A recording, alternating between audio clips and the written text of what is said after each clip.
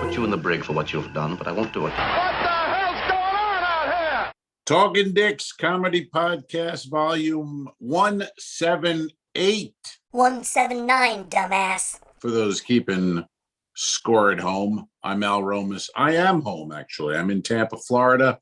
My background, if you're on the Patreon, is Havana Tranquility, great cigar bar in Punta Gorda, Florida. And that's Al Ducharme.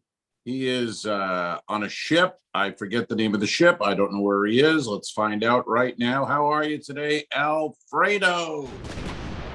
Well, Al,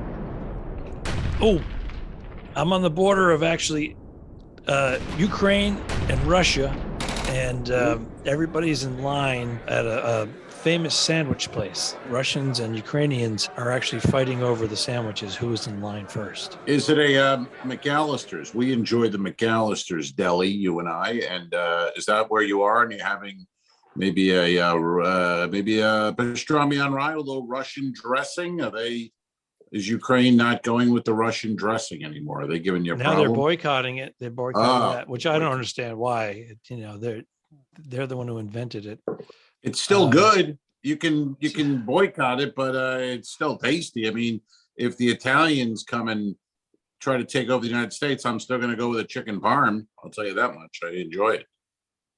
I'm not going to stop eating it. I agree. I think I lost out what you said when you said Italians. You're going to go with a what? Chicken parm. Chicken parm. Okay. I'll still eat a chicken parm if the Italians ever decided to invade the United States. I still, I'm not going to stop eating a chicken parm. It's delicious, for God's sake. I agree with you 100%. But there is a correction. I'm actually in Dania Beach, which is a beach town associated with Fort Lauderdale. So I'm actually there for 2 nights before I join the Celebrity Silhouette, a fine vessel. And I'll be sailing throughout the Caribbean for 2 weeks. And then I'm going to do a transatlantic crossing to Southampton, England. And I'll make a 2-hour trek to Heathrow, London Airport, and I'll fly back to Los Angeles. That's going to be a 12 to 15-hour travel day. That's are you going to be? Will you get a pod? Will you get one of those pods on the plane in first class? Because if so, let's pod from the pod. What do you think? Well, I think you're right. And depending on the airline's equipment, which means airplane, I'm pretty savvy when it comes to the lingo. If I get even business class, some of those are almost pod-like. So we'll do it from there. But I don't know because it's too far in advance. Right now, I have seat 14, an aisle seat, and but there's no one sitting next to me. So that's why I picked it. I could have gone a little lower, but they were all crammed up with middle seat people. No, but has that been done? I wonder, have people done a pod from the pod on a plane? I wonder if that's been done yet. Maybe we could be the first to actually pod from the pod.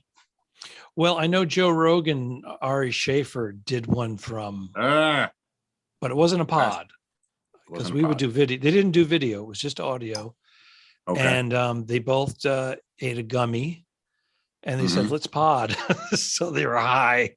I like it. And they did it on their 4-hour flight. So I like it. I've been eating the gummy. I take the gummy about an hour before I go to sleep now. And that is the shit, man. I've always had trouble sleeping. You shit yourself? The one gummy. I take the gummy, dude. The one gum, and beautiful. Right out. Hour later, gone. Oh, yeah. Now, we have a mutual acquaintance that had never taken the gummy before, and I believe you gave this person a half a gummy. You said take half, and they took the whole gummy, and they had anxiety, and they were up for 7 hours. Right, but that's not me. I sleep very well with the gummy. So you like the half a gummy, and that puts you off in a good place. You get a solid sleep. How many hours do you need now at your age now versus when you were in your 20s and 30s? How many hours of sleep to function? Much less. I used to sleep 10 hours, sometimes 11, on the road and just sleep in and sleep. And I get up now, no matter what, I'm getting about 7 hours. No matter when I go to sleep, it's about 7. I could generally say nightly I get. And I feel pretty good. So I wake up not bad. automatically, unless I'm totally, if I have one of those days where 4 and 5 hours and maybe a nap here and there, I will grab that 8 hours, possibly 8.5. But now it's 7, the same thing. It's like 7 hours and I just wake up. Like I'll set an alarm for 7.5, 8 hours. And I usually wake up way before the alarm goes off. That's just like a backdrop, I'm a backdrop. Right. That's a safety net. And but 7 hours, I can function very well.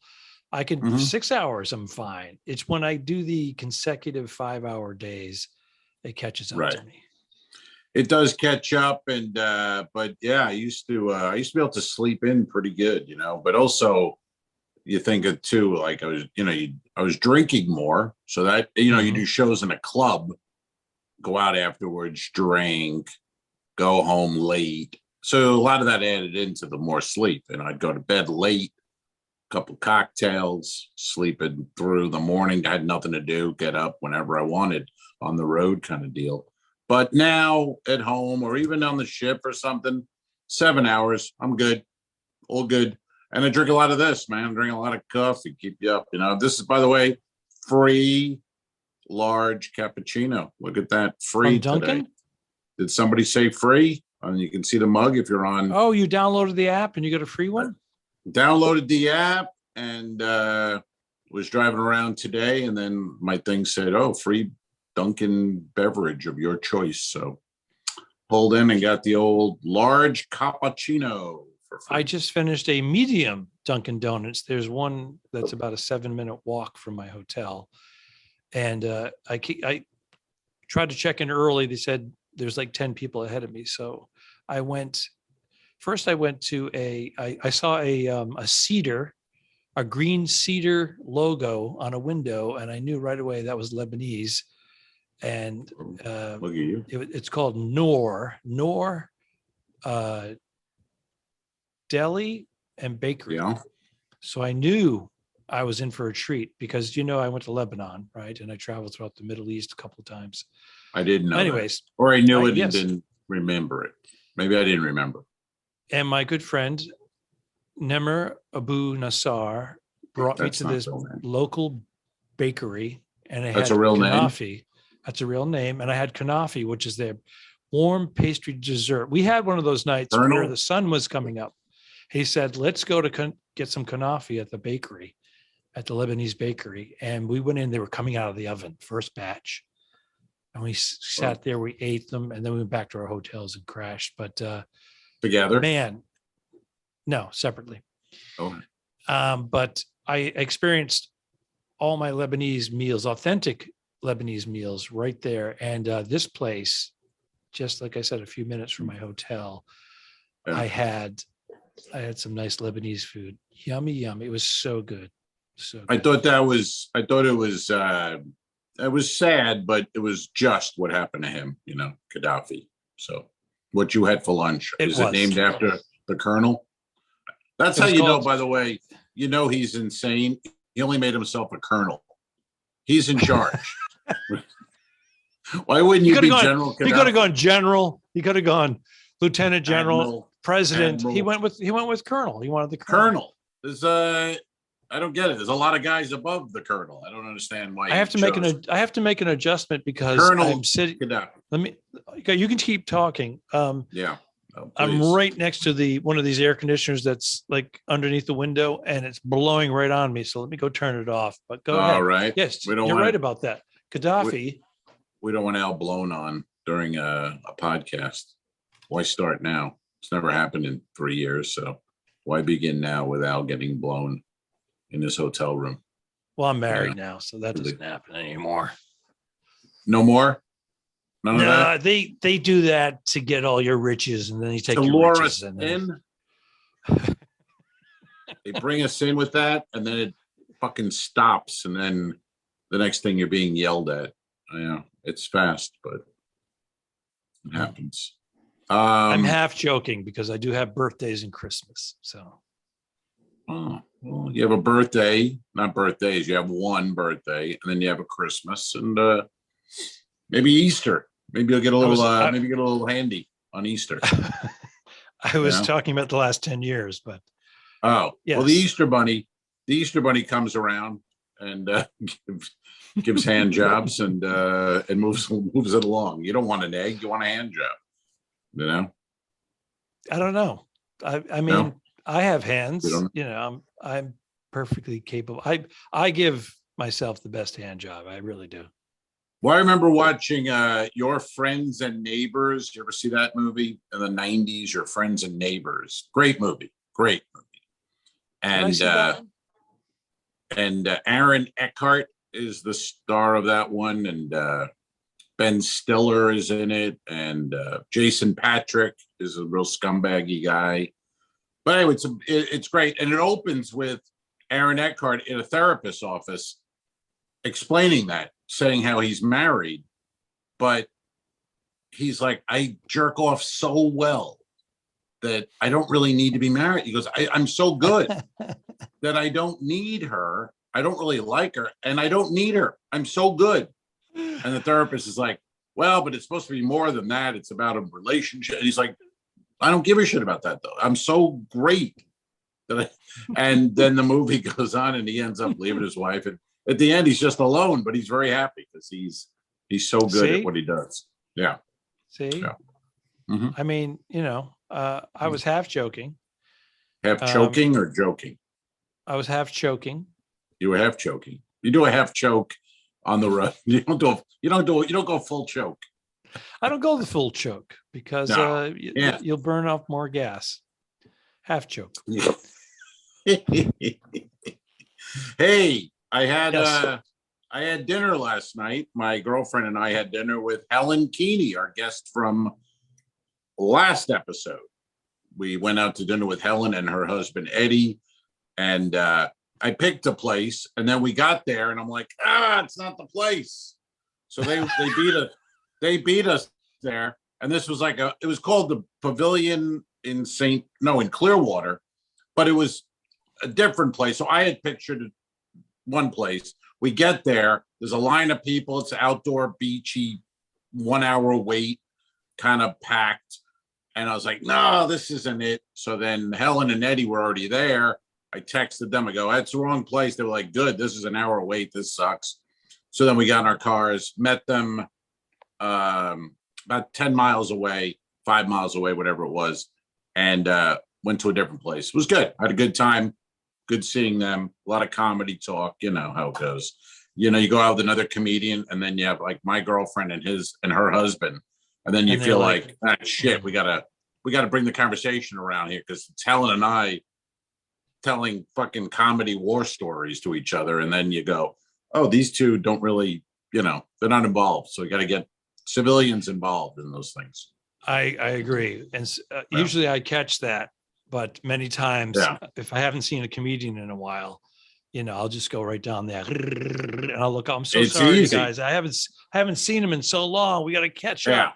Yeah. It's very easy. It's an easy conversation. We're talking about road gigs in the mid '90s and shit, and then you go, oh, these two haven't said a word in a while. We better throw it to them. An excuse though, because you guys had just done an hour on the podcast and we talked about a lot of that stuff. I know, but it's good. You know how it is. You catch up and it's just start chatting and comedy and blah, blah, blah. But it was good. She had a great time on the pod. And yeah. And then tonight, after this pod, I'm going to dinner with another guy who was not on the podcast or the Two Dicks, but he's been involved. He's a supporter. Jim Manelli. He was Jim. He hung around when he lived in Mass. He was hanging around in Boston with us, and he's got his mugs and his coasters and various things. And so I'm seeing him and his lovely wife this evening. They're coming down to Tampa, and we're gonna have a big old fucking dinner, and then dab it off to follow with cigars. And he's 45 minutes north of you? About an hour north. and He's always they're gonna- posting pictures of Davidoff, so he drives down all the time.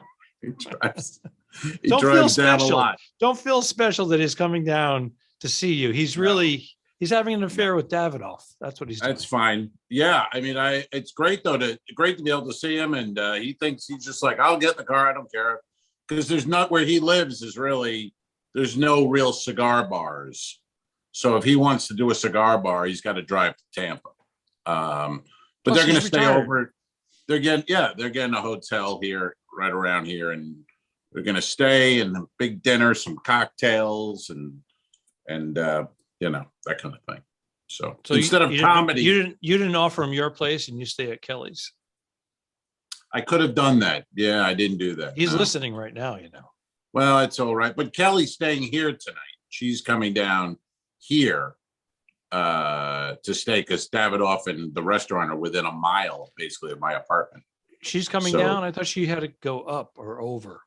You say down. Why? That was Well, logistics. I want to know the geography of. Doesn't she Yes, live on she'll the other go- side of the bridge? I thought you had to Yeah. go south and west. she'll Or go somewhat north. Tampa would be a little north of So Clearwater. she's coming up. She's coming up. She's coming up in the world. Yes. She's I'm coming not down. letting you. No, she's I'm not. not letting you do a going down joke involving my girlfriend. Oh my Not gonna happen. Lord! I Not was gonna not going that. I was not Not gonna doing happen. that. No, I can't allow it.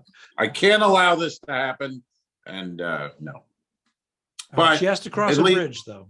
But it's funny because there won't be any comedy talk tonight, but it'll be the same thing. I'm gonna have to because Jim and I start talking about the Navy, and then again you get the like, oh, we gotta. So I gotta try to always throw it around because I don't want to hog Navy or comedy talk.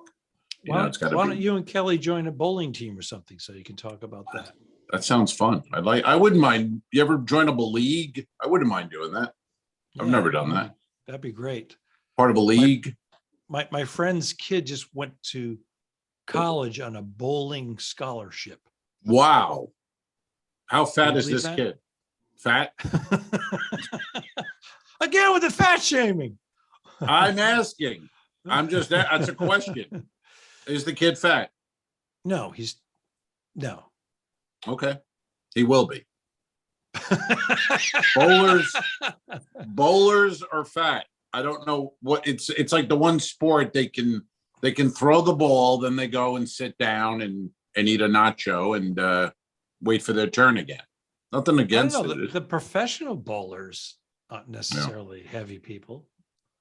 Yeah, I think you're right, but those are pros, and I used to watch the PB. That's how boring television was in the 80s and I watched it. 70s. Watch professional bowling on Saturday afternoon. Dick Weber and those guys. I forget his son Pete Weber, but I used to watch pro bowling. A girl. What? No, Earl. Some guy named Earl. Last name. Oh, Earl. Earl Anthony. Oh, really? Earl That was his first name. Okay. Earl Anthony. Yeah, it was Earl Anthony and Dick Weber. Those were the two pros at the time. Those guys made a killing because they got all the sponsorship stuff. Exactly. If you bought a bowling ball, you got an Earl Anthony bowling ball or a Dick Weber bowling ball, and Yeah, That and they made money, winning money, big cash pots and whatnot. But they made I don't know how much lot they of made. money. Yeah, in those They would go days, in those days, they almost had to have another job. I mean, I don't think the paychecks weren't great to be a pro bowler in the 80s or 70s. No, but those Yeah. guys were going to conventions, signing autographs. Oh, They yeah. were making, they were making like 25, 30 grand on a weekend without bowling. Exactly. And then I worked in a bowling alley in Massapequa when I was a senior in high school, and it was owned by this guy Leo, who was an old fucking crusty old pain in the ass, the kind of guy like a classic first boss, just yells at you for no reason, like what are you doing? I'm like, I don't know, what am I doing? I'm handing out shoes, I'm taking so anyway, his name was Leo Ladman. And then a few years later, I became a comedian, 10 years later, whatever. and I'm working with Kathy Ladman in New York, and I'm talking to her in the green room, blah, blah, blah, Massapequa. She goes, oh, my dad owns a bowling alley in Massapequa. I go, Leo, I go, is he Leo Ladman? And she's like, yeah, do you know him? I go, yeah. I go, I know him, all right. She goes, is he like a fucking asshole? I go, yes. Yes. Yes, your father is a fucking asshole. Yes. She's like, well, he's a good dad, but he's a hard guy to work for. I go, yeah, he's a very hard guy to work for. That's true. Yes. But Wow. it was a fun job. And then I remember one rainy afternoon, I'm there. Nobody's in the bowling alley. I'm behind the desk. There's nothing to do. And this guy comes in, big guy, red hair, 6'5", just fucking athlete. And he goes, hey, can I get a lane? And I'm like, yep, here you go, blah, blah, blah. The guy's throwing the ball. He's whipping the ball. Like you can fucking hear it throughout the bowling alley, how hard this guy's throwing. And it was Rusty Staub. Remember Rusty Staub, the baseball player? Yeah. It was Rusty. Wow. He was a Met. And this is, he was pretty much done at this point, but holy shit. I mean, this guy's throwing, like, when you see a pro athlete do any other sport, it's pretty amazing. Like, you know what I mean? Like you get the best football player. You can go on the golf course. He's still good. He's like, I suck. He's good. Like these guys are just good at other sports. Hand-eye coordination, all of that. Yeah, they're just good. Tempo. Yeah. No matter what they do. And they pick it up quick. There's just like their brain is already programmed. It's like, right. Like Rusty was rolling like a 240 by himself. See, it's just strikes left. I bet you he masturbates and he's not married. Yeah. I think we lost Rusty. I think he died a few years ago, sadly. Yeah. Yep. I think he pulled his penis off and bled to death on a bowling alley gutter. Ooh, in the gutter. Jesus. Gutter balls. Gutter balls. I couldn't get there. I was trying to get there. Gutter balls. You couldn't get there. That's hilarious. Hey, did you watch Game of Thrones when it was on the air 10 years ago? No, I was involved in other shows at the time, and it was such a hoopla. Yeah. Like you, I believe. I couldn't get around to watching it because I said, I'm going to wait till everything quiets down, and then I'll start it. But that's what's happened to you. You're season 3 now, are you? I'm in season 3 of it. It's great. And but I was just thinking about this eunuch on there, and this guy had his junk cut off at a young age. And he's telling the story about it. Then he has this box, and he shows the guy, goes, hey, you want to see what's inside this box? And in the box is the guy who at a young age cut off his junk. And now he's in the box, and the guy sewed his mouth shut. I don't know how he eats, but he's still alive in this box that he keeps him in. And his mouth is all sewn closed, but he's still in there. He's like, let me here. And they don't explain how he's living, but it's kind of weird to see, the guy who actually did the cutting, if you will, is now in a box living still and aging. So it's like, I don't know how they do they feed him through the nose? Yeah, they don't get into that. They just show him, and they're just showing you this guy, like, has kept the guy for I don't know, 20, 30 years. And you go, his mouth is sewn shut. How's he eating? But, you got to let things go. There's flying dragons, so you got to let a lot of it go. You know what I mean? I understand all that, but still, I want to know. I'm already thinking, do you drill in the side of his face and put like a tube in there, like a bamboo tube, and say, just keep him alive? Just something, yeah. And you should actually show them pouring fluids, and he has to. That's how he survives. He gets the maybe they will. They may still show him again. They may show him again and explain some stuff. I don't know. I'm only in season 3. I think there's 8 seasons or some shit. Maybe he's got a hole in his gut. Maybe he's got some sort of hole in his gut. Maybe he's missing a spleen. I don't know. What? I'm not saying everybody who's missing a spleen likes to cut off junk. I don't know how this works. I'm just saying. All right. I'm just asking now. I'm asking.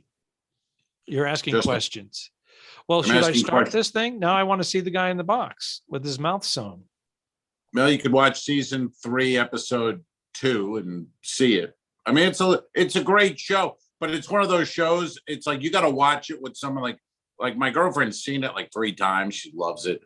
You got to watch it with someone like that because I'm pausing it every other minute in the first season, going, oh, "Who's this?" And then she explains.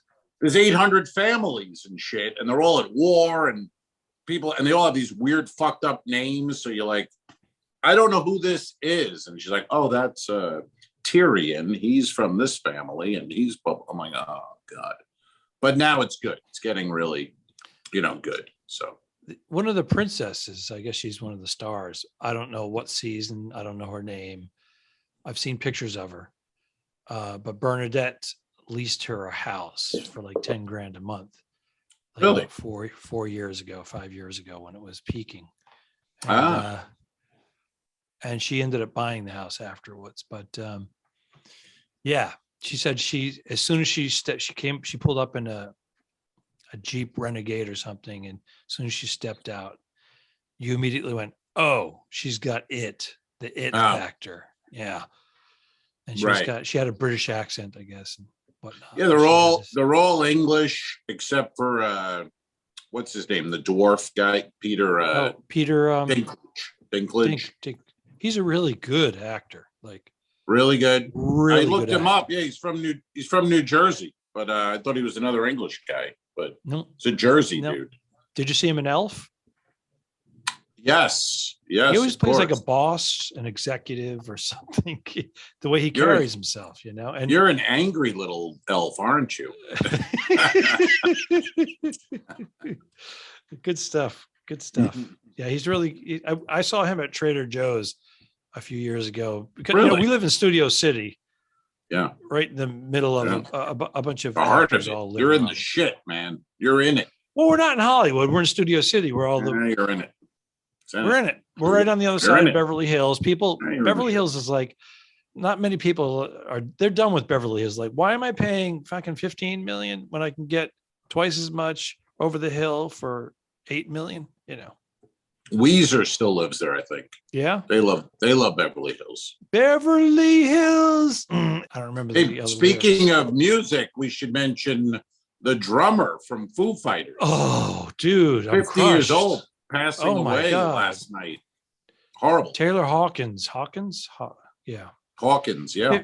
Now he had I don't know why he died. Did you find out yet? Because he did have a drug problem back years ago. Well, and he died in Colombia at 50 in his hotel.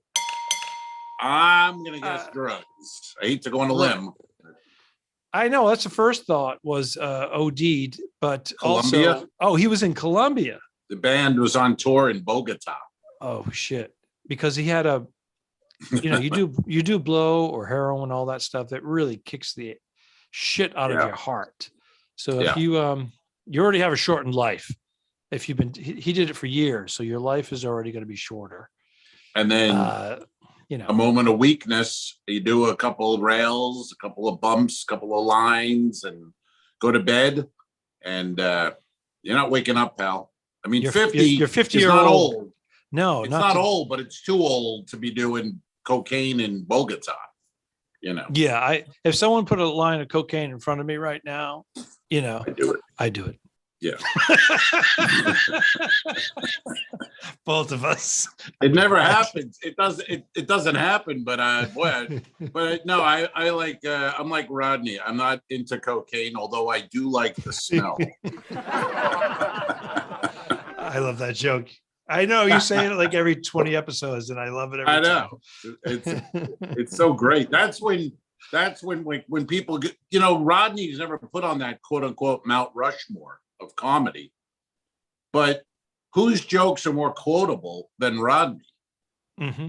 You can quote those jokes in conversations, and to me, that he should be up on that Mount Rushmore. He's not Pryor or Carlin, but who's more quotable than Rodney Dangerfield? One sentence, 2 sentences. You don't have to tell a story. It's not a whole great jokes. The cheetah, the fastest animal on the planet.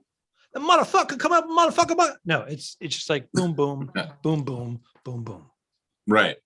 And I'm not taking anything away from Pryor. He's one of my favorites. No, I'm not either. I'm just saying Rodney's generally not put in that group. Right. It's Pryor, Carlin, then you go Eddie Murphy or whoever people want to do the other two. But I just think Rodney should be in the discussion because, his jokes are endless. And if you go to YouTube and punch in Rodney on the Tonight Show, there's nobody ever like that who came out and just sat down and fired away 8 minutes of one-liners and then is done. And literally when he's done, he said, looks at Johnny at one point. He goes, "You got it? What else? What do you got?" It's like, he's out. I'm out. Although I do like Rickles because he was such a loose cannon and he didn't know where it was going to go. The best. It was not necessarily funny at times, but just the fact that he's just saying this shit. Well, and it doesn't mean anything half the time. And it's hilarious though. And then someone says something to him that they think is funny. He goes, "That's a good one. I'll drop my pants now and shoot a rocket out of my ass." It's like, what the fuck? Why are you talking? How did you get the show?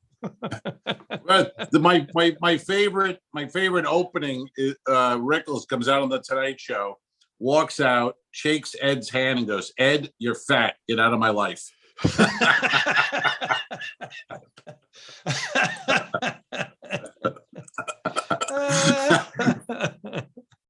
That's poor Ed just stands there like, "Oh, it's so funny though." This guy just comes out and that's his opening line: "Ed, you're fat. Get out of my life." I still love that Sinatra story so when Rickles is on the date. I'm not going to say it again, but that's a good one too. Oh yeah, that's classic. If you don't know it, look it up, folks. That is a beauty. Whether it happened or not, who the fuck knows? But it was great, and you got a lot of mileage out of that one. Yeah, absolutely. Yeah.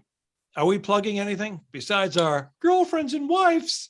Hey now, well, we plug Crack Up Cancer, as you know, February. Right. February, April 23rd at the Savour Cinema, not far from where you are right now. Actually, down the road from your current locale is the cinema. It holds 250 people. And I've heard tickets are going very well. So we're going to sell this thing out. And where are you in May? Are you anywhere in May? In May, nope. Nothing I know of. Nothing. No. Oh, wait.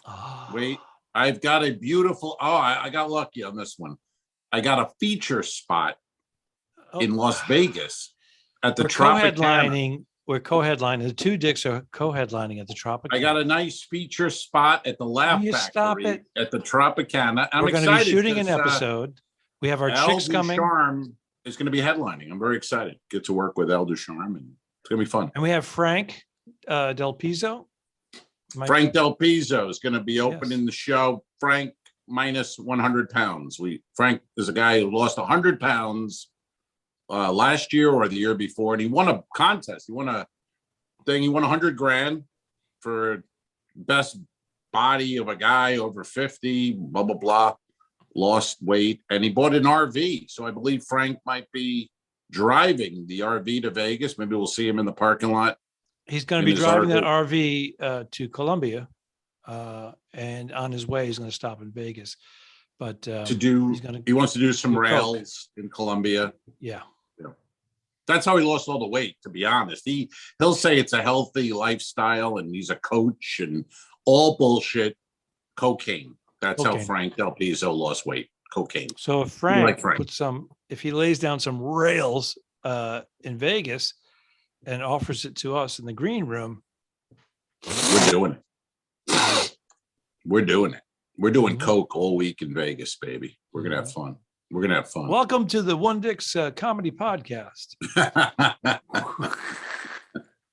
It would be great for one episode of ratings and views and downloads. That would be great. But after one, it would sink. But the first one would be great just to come on to one of us and just be like, well, maybe he shouldn't have done those rails in Vegas. But I'm really sad about this Foo Fighter drummer, Taylor. Yeah.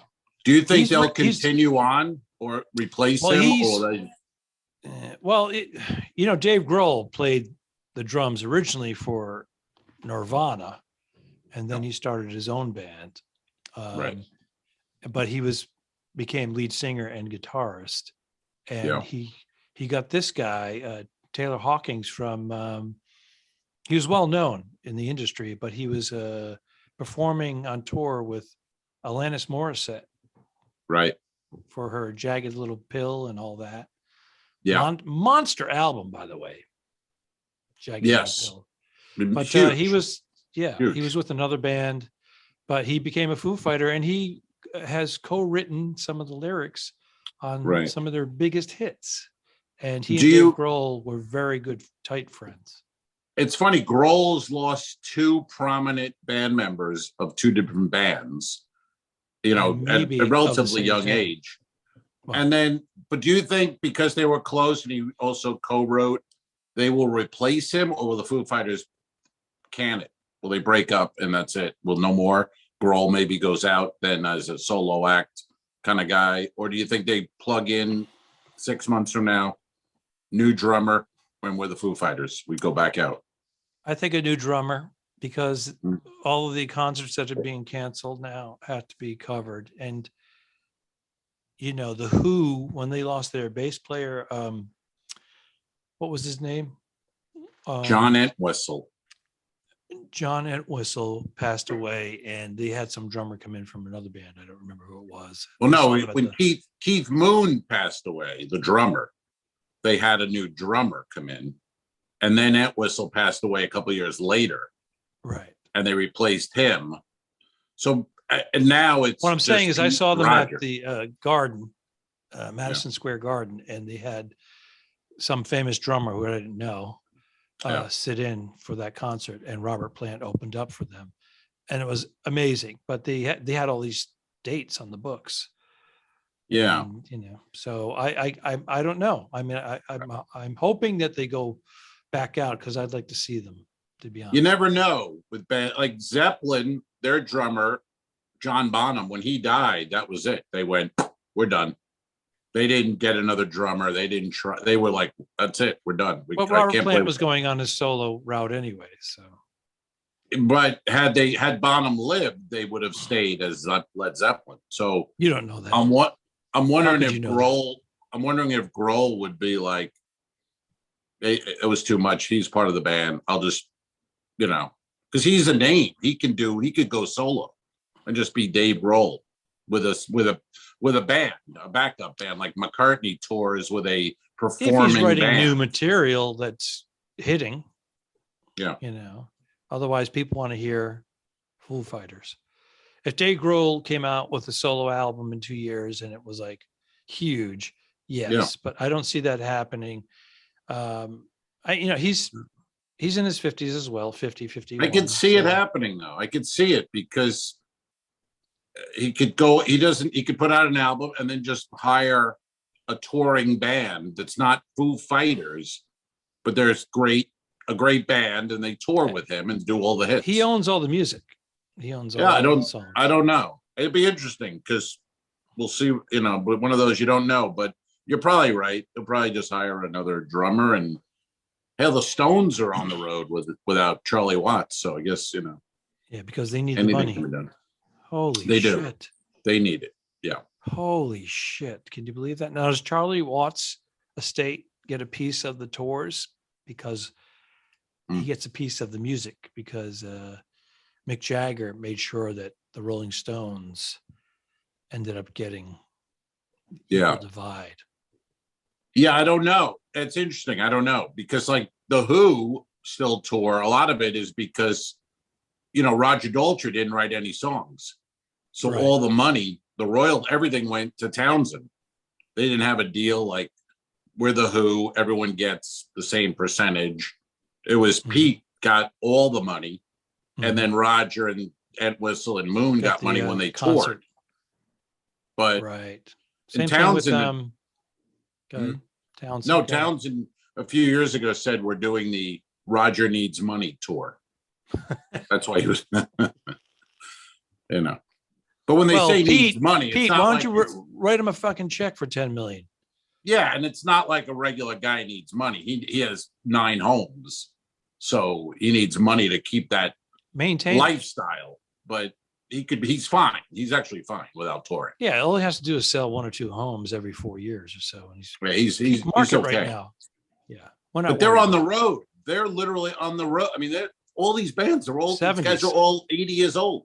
80, They're all 80, and they're touring. 78, 79, 80. Wow. Amazing. Yeah. You go to a nursing home and there's a guy with his mouth open staring at the roof, the ceiling, same age as these guys who are on stage doing 3 hours. Yep, because rock and roll keeps you young and kills you. It shows you though. Yeah, you got to do some drugs. You have to do some drugs to live a long life. If you're just a healthy person, you're not going to make it. If you got to have have done. Your body's got to have an immune system. It's got to be like, I've done these drugs. And I can handle shit. Right. I'm getting older. I can handle that. I've done so many. But if you're this health nut when you're 25, 30, then you turn 50, you're not going to make it. Now, your body's I think you have a better chance of making it if you have all these things in your body. But I think the vegan kids, the vegan parents that are bringing these kids have allergies. They can't fucking look at a peanut on television. They fucking fall over and swell up. It's ridiculous. Like, right. I'm offended. They're weak. I mean, they are not only mentally, physically, they're weak. You know, you gotta. You are the weakest link. What happened to that show? I never watched it. I just remember that. A British woman came over to the States. It was a big hit in the UK, and then she came over here and hosted for like 2 or 3 years. She killed it, and then she went back. Oh, that was it? It was just she made some money, went home, and that was the end of that? She already made money, but she made the big US money.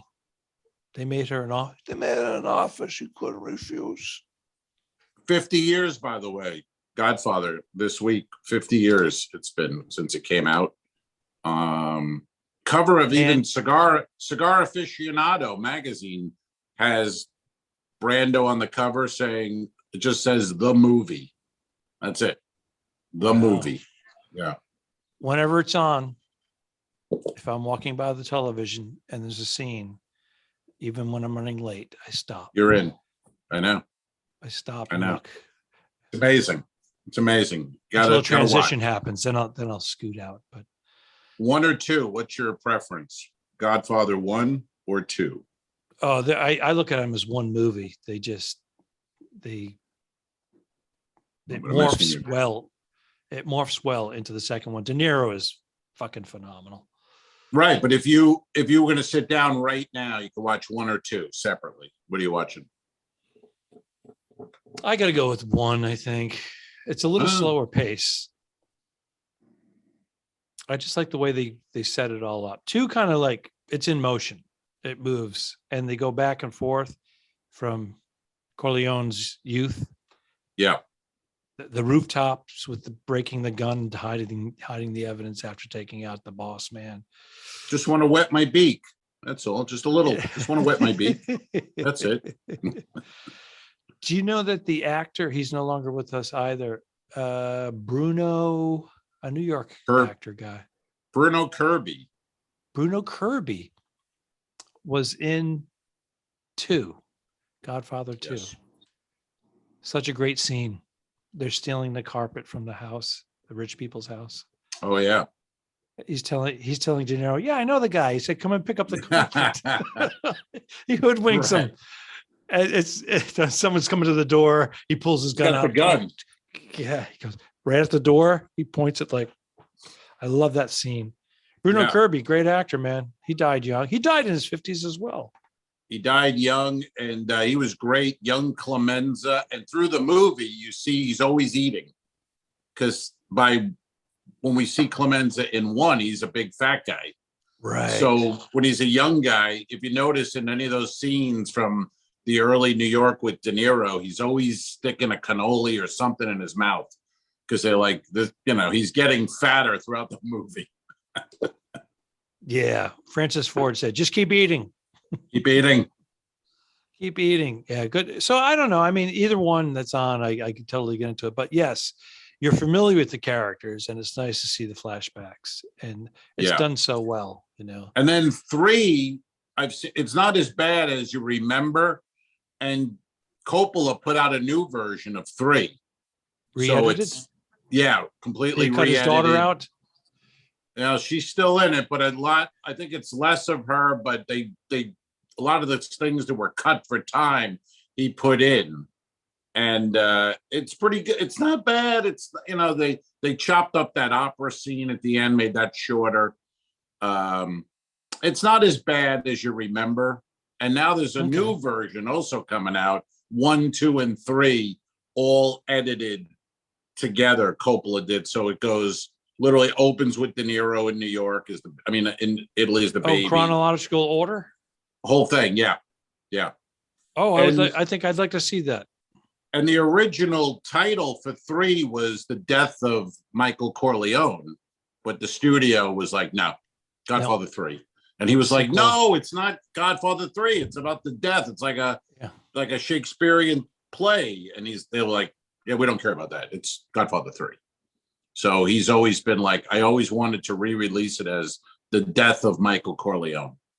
And that's what's available. If you look into that now, you can find that on our movie review podcast for this week. Godfather 1, 2, and 3. We recommend. That is your assignment.